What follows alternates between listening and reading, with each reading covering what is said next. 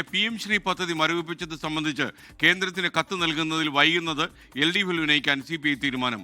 മനഃപൂർവ്വം കത്ത് വൈകിക്കുന്നെങ്കിൽ ഇടപെടാൻ CPI സംസ്ഥാന സെക്രട്ടറി തീരുമാനമായി. ശ്രീജിത്ത് തിരുവനന്തപുരം വിവരങ്ങളുമായി ചേരുന്നു. പറയൂ ശ്രീജിത്ത്.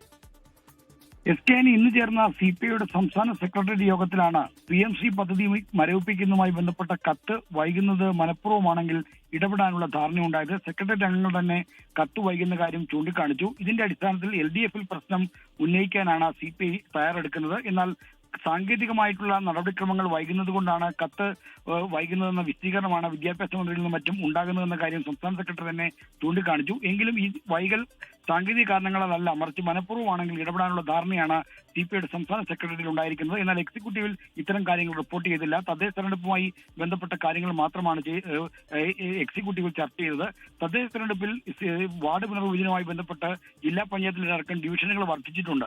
ഈ വർധനവിന്റെ ആനുപാതികമായ നേട്ടം പാർട്ടിക്കുണ്ടാകണം. അതെല്ലാ ഘടകങ്ങളും ഉറപ്പുവരുത്തണമെന്ന തീരുമാനമാണ് ഉണ്ടായിരിക്കുന്നത്. ഇന്ന് വൈകുന്നേരം CPM-ഉം CPI-യും തമ്മിൽ ഉഭയകക്ഷി ചർച്ച നടന്നു. ഈ സീറ്റിന്റെ വീതമെപ്പിന്റെ കാര്യത്തിൽ CPI-ക്ക് നഷ്ടമുണ്ടാകരുത് എന്ന കാര്യം മുന്നണിയെ അറിയിക്കാനുള്ള തീരുമാനം എടുത്തിട്ടുണ്ട്. Thank you. ശ്രീജിത്താണ് വിവരങ്ങൾ നൽകിയത്.